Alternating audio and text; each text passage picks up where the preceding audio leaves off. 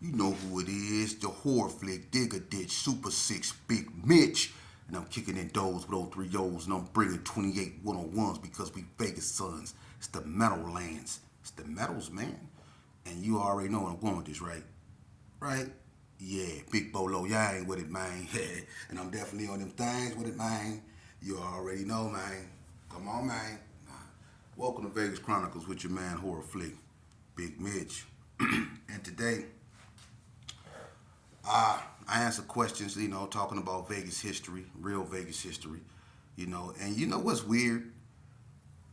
These people out here, man, that's trying to chronicle Vegas, stop, man, because number one, what y'all chronicleizing is not Vegas. This is not Vegas. This is the new Vegas. Old Vegas don't exist no more. So quit trying to chronicle stuff y'all know nothing of, man. And that goes for all you dudes with them. And I'm not talking about the ones that know who they talk, what they talking about, and they know who they are. But the ones that don't, and they know who they are too.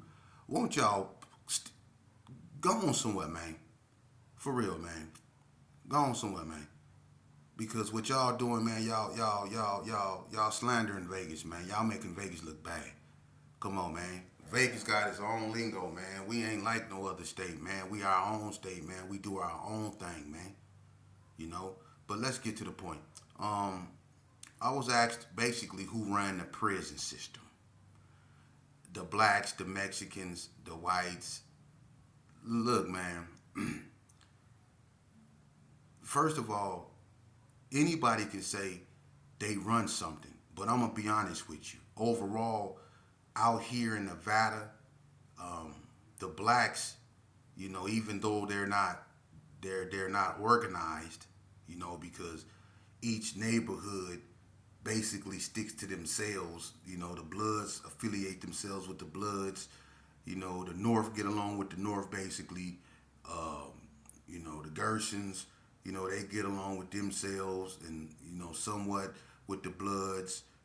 Some have a few friends that's Crips, but they mostly stick to themselves. And then the Serenos, they stick to themselves, so the white boys, the same thing. But, when it comes to like racial riots and stuff like that, blacks are not together like the Mexicans. They're not organized. They don't do paperwork check, and that's a lot of things that the Hispanics look down upon is that blacks don't do paperwork checks, you know.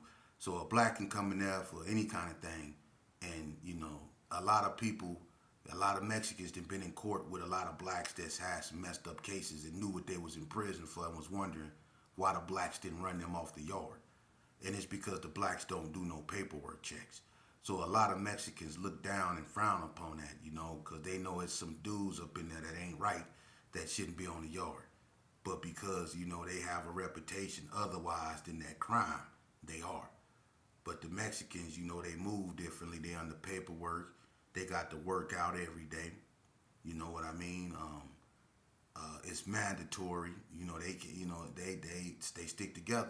And you would think, with them being like that, that they would, be the ones to run the prison because they're the most organized. The Hispanics, even the Pisces, they're more organized. You know, but the blacks, is so many of them. They outnumber the Serenos. You know what I mean? So the blacks come together like that, and sometimes the Gersons outnumber the Serenos by themselves on a yard like High Desert and stuff like that. The Gersons sometimes get just as deep as the Serenos. So the blacks outnumber the Serenos. So the Mexicans, never, and then the blacks are not, segregated. You don't have Crip yards, Blood yards, and stuff like that. It's all integrated. So all the blacks are on the yard. So it's more blacks, So the blacks are dominant in that aspect. So the Mexicans, to deal with that, when they move strategically. Meaning, if like for instance, Vegas Chronicles, one day in Indian Springs, I don't know what went down, You know, with Lil D Dub from West Coast Blood, Dicky, PB Dicky, and the Mexicans up there by Unit 6. You know, in Indian Springs, and this was back in the 90s, like 97, 98, somewhere up in there. But you know, whatever happened, Lil D Dub and the Mexican got out. And while Lil D Dub was fighting the Mexican, Lil D Dub had the Mexican on the ground. Dicky went over there and kicked the Mexican in the face, right? So the other Mexicans get mad, you know. So after the fight, the Mexicans mount up. Don't nobody know what's going on because they did it slick. You know, they didn't gather up. You know, they all went and got their gear and they all came and met back up at the top by Unit 5 and Unit 6. And that's when they ran down the hill. It was so many Mexicans running down the hill doing that little laugh, doing all that weird stuff. And they came down there with bricks and all that, doing flying kicks, the Mexicans came down there, man. Look, we on the way, pal. Right? We hit a tower. Get down! And just get to shooting. Boom, boom. And we right there in the back by the tower, so it's loud. Like, what the heck? So we we lay down and stuff. We don't know that in the front, the Mexicans just done ran down there in front of the gym, all in front of the chapel by the sergeant's office, over there by the store and the laundry room. They done ran down there and all that area right there by the telephones and just rocked that whole area and tore the blacks up. You know? So when the police had all the blacks laid on the ground, right, I guess, some blacks was out there leaking. And that made other blacks mad and they just couldn't stay laid on the ground. At this time they only had one gun, and that was the gun tower above the gym. One gun tower, it was above the gym. And it was two polices up there. But it was so many people on that ground, the other towers are way, way out. So blacks got real mad and they jumped up and they just rushed the Mexicans that was on the ground, and then they started fighting in the units. And that's when Big Glenn from PB's, and I think that was Boo Rob, I think Boo Short or Boo Rob. It was one of them. The Mexicans stabbed one of them in the back up in the unit. And that's when they got, it was Tony Swanson, Riddler, and all them was down there by Unit 3 fighting. Tony Swanson was out there in his pajamas fighting. We was fighting hard. And the Mexicans, hey, listen, they started just taking flight without you knowing. That's how they start offsetting the blacks being so dominant that you wouldn't even know when they finna get you. Everything is appear normal. Then all of a sudden you would just get rushed. They'll just rush you, man. And they try to hit you fast and amount damage. You know what I'm saying? They try to get you massive damage capacity. They try to put in a lot of work in a short amount of time. You see what I'm saying? They move fast, they move swift, they move strategically, and people can get hurt messing with them syringos. I done seen a lot of youngsters and a lot of OGs get messed off messing with them syringos. I remember, Shaka Zulu from West Coast Blood got into it with the syringo over the phone. And I don't know what he said to that syringo, but it was something, along the lines of, Shaka. Everybody knows Shaka, so I'm gonna leave it right there. But Shaka said something to that Mexican, and that Mexican he took his razor, and he took the blades out of his razor, and he put them all together, and he made a blade out of a bunch of razors that he took out of the head shavers. And so that's why when we get razors in prison now, you got to basically write your name on a piece of paper and bring it back if you get it from the bubble, because they want to make sure that razor's still up in there.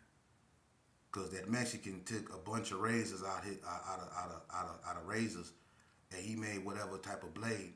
And when him and Shaka Zulu got into it, Shaka Zulu bullied that boy out the phone, so he thought. And that boy went and got that blade, and he cut Shaka Zulu. He caught Shaka Zulu slit. He cut Shaka Zulu across his face, and Man, it was bad. They say when I wasn't there to witness nothing, but from what I heard, man, when they had Shock on the ground, they say blood was leaking, and they say he cut him so bad that his skin like folded over, and it was bad, man. That they had to uncuff him. He had to get his skin. You know what I mean? And that's how them Serenos is, man. And they very dangerous, and that's why I be saying, to a lot of these youngsters out here that's so quick to go to prison that y'all think that this a game, and then when y'all get up there, you see it's not a game. It's not. And then you go up there with so much time that only to find out what you thought or what you perceived to be real was all in your mind. It was all a damn lie. It was all fictitious. Look, I had a life sentence up in prison, seeing people that I thought was thumped down riders, hard, all that, working with the administration. Ain't no need to put nobody name on nothing out there. They know who they is, and they know if it offends you, then y'all already know. I done seen people working with the investigators, giving up information on other people. But y'all supposed to be the shot caller of the cop. But you working with the investigator. Come on, man. Them youngsters go up there and they see you messing and laying up with other men's and stuff like that, man. Come on, these youngsters see that. That's why a lot of them think it's cool.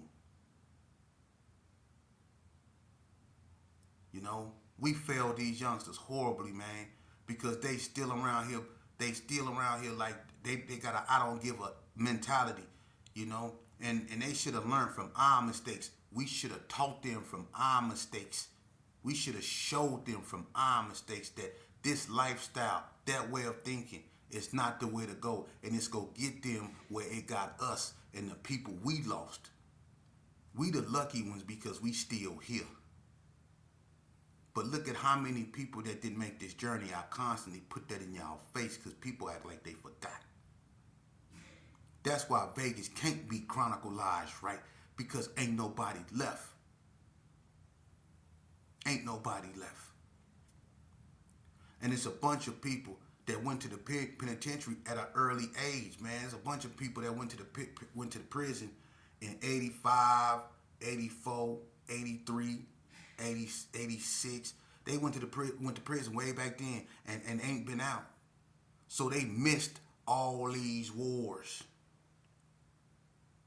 They missed everything. Everything that they seen was in prison. Everything that they heard about from the street, they heard from dudes that came to prison and told them. But they missed these wars. They missed these shootouts. They missed all this. But the ones that was in this right here, some people can't even come outside. They can't think. They totally throwed off from extensive drug use. Some people done lost all their brothers and even their children to this game. And it's a void that can't be filled. It's parents out here that don't speak because they done lost their children to this game. We failed these youngsters because they still out here killing themselves. And it's a goddamn shame because it's not your sons. It's your grandsons. It's your great-grandsons killing themselves now. This is so sickening. For real. The days of us getting into it with the Pyrus at Hamburger Heaven, fighting up in there. Back in the days, I didn't got caught slipping up in there and got lumped up. Went up there screaming, I'm a baby ace of spade. Talking about I'm a baby ace of spade. Boy, them Pyrus got listen, I went up there and called myself a baby ace of spade. When them Pyrus got through with me, I came out there 3 of clubs with a cold lamp. For real. But I went home to see my mama. I went home to see my grandmama. I wasn't dead. I'm not saying that we was any better than these youngsters out here because we eventually started killing ourselves too. We are the ones that started it. So everything that's going on, we're to blame. And the fact of the matter is we still don't want to accept responsibility for what we started. It was cool when we was doing it. Now that we some old, used to be, has been, whatever, we frown up that the youngsters doing it. Well, we should have taught them better. When we was chasing sherm sticks, or chasing after them women, or chasing after each other, we should have been teaching these youngsters not to go down this road. See? But we want to blame it on everybody and everything but ourselves. We want to put it at the feet of law enforcement. We want to put it at the feet of this racial injustice system we perceive that exists. We want to put it everywhere but where it belongs, and that's at our feet. This is our laundry. This is our business. This is our community. This is our culture. This is our behavior. These are our losses. These are our babies that's dying. These are our babies that's killing them. So we need to face reality, okay? And we need to look in the mirror. And that's one thing we avoid. We avoid. You can lie to me. You can lie to them. You can lie to everybody else. But that mirror in the bathroom is cold-blooded, ain't it? That mirror in the bathroom is cold-blooded. You know? And when I bring you Vegas Chronicles, man, again, it's not to glorify nothing about gangs. If you want to know the truth, I'm going to give it to you the best of my knowledge. And to the person that asked me, when did this, I think you asked me, when did the 6-0s migrate off the block? I said around 83, 84, somewhere up around there. You know, one of the first 60s to go up into Crip City along with Acorn and Mad Dog was Stabone, Big Alexis, Boney. The man that came up with the term criminalistics. That's Mr. Criminalistic, Boney, Stabone. Know your history. Just like Stabone from 40 Block, that's his little relative. Stabone from 40 Block got his name from Stabone from 6-0. Y'all don't even know that. See? The 6-0s had a lot of influence. They was on 40 Block. Ain't no need to go over who was 60s over there because that was 6-0 turf. Before Crip City was. Crip City was Crip City gangsters. Then the 6-0s went up over there and the Crip City gangsters became rolling 60s. But some Crip City gangsters stayed Crip City gangsters, like Phil Cool. He stayed CCG. Chuck, Panties, CCGs. Some dudes stayed CCGs. Not everybody turned 6-0. But to them, it was the same thing. That's their business. That's their history. They could tell it better than me. All I'm saying is this.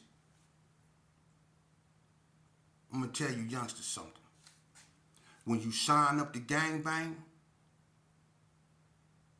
what they not telling you, and it's real, homie, you not going to get it. Listen, I don't need no music, even though I'm going to bring it. I don't need no doo-wops. You go get it raw. Listen to the message. It's about the message. When you gangbang, you ain't setting yourself up for nothing but a bunch of smoke and mirrors. I'm going to tell you that right now, man. Because your enemy ain't going to be the one you shooting at.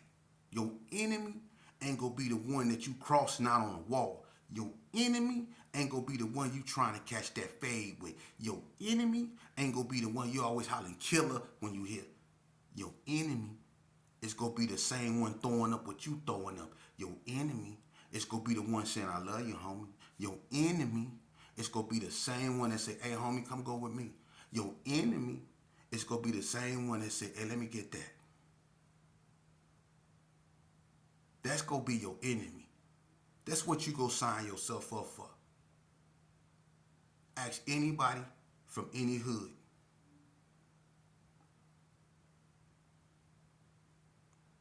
Ask anybody from any hood.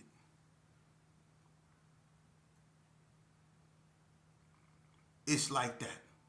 You have cliques in the hood. You have hoods within a hood because everybody don't get along. See? Your own homeboy will do you in, man. Before your enemy. That's the cold part. Your own homeboy will do you in before your enemy. For real. Get into it with your homeboy over a female and you will see. Get into it with your homeboy over a female and you will see. Owe your homeboy some money. Watch how he act. If you think I'm lying. Who slander your name? Huh? Y'all, why y'all come out with that term dirty macking? He dirty macking me. Huh? Why y'all come out with that term? Because it was your homeboy that was dirty macking you. That's where that term come from. In hood. It come from in your hood. Quit dirty macking. It be your own homeboys. The police tell you all the time. It be your own homeboy. Y'all don't believe them.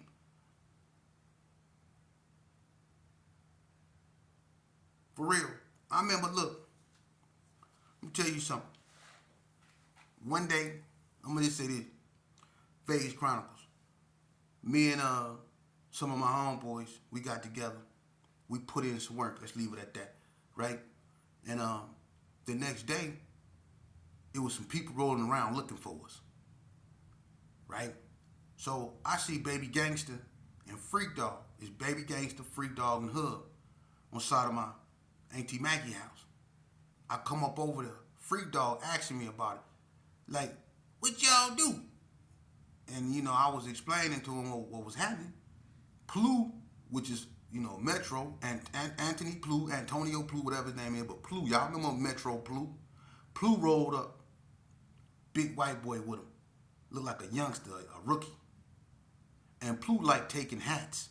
Green hats, green shoestring, green belts, green rags. Anything green, he taking it. And that was a violation of our constitutional right, too. But he was taking it. Anyway, I had on a green Boston Celtics hat, right? So he jumped out the car, told me to come in. I wouldn't come to him because I'm thinking he knew who I was and he was trying to get me for what happened the night before. So I'm like stuck, right? So he started walking toward me, right? And he reached his hand out, and I ain't know what he was finna do, but he was reaching his hand out, and I guess he was trying to grab my hat. I ducked and broke on him. Baby Gangster said, run, sheep, run. I was gone. I was gone, right? Big white boy get on me, right? The rookie. I couldn't shake this fool for nothing.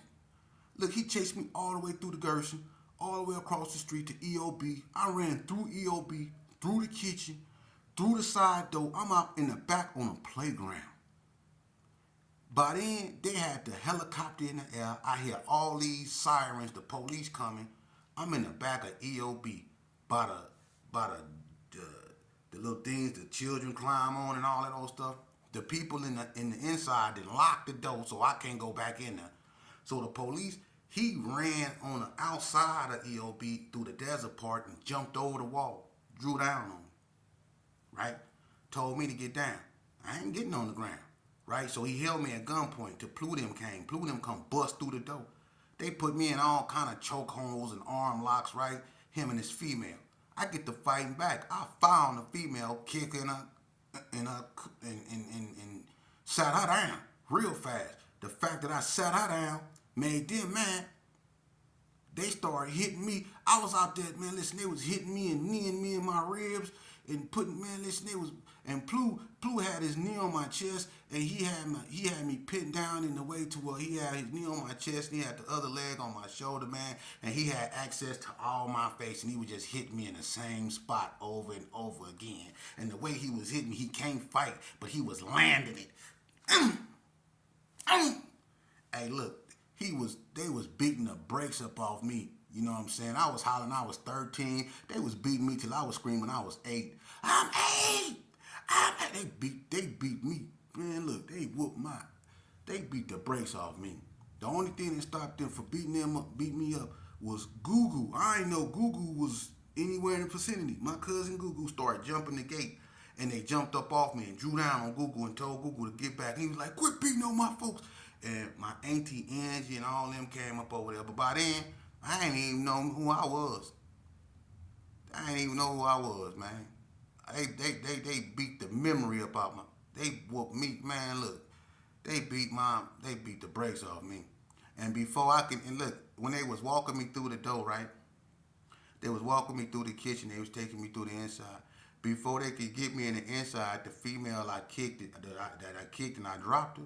Before we could get in the inside, she told them to hold on, and they stopped. She punched me in my stomach hard, and the mug gave me a good stiff jab, and it started.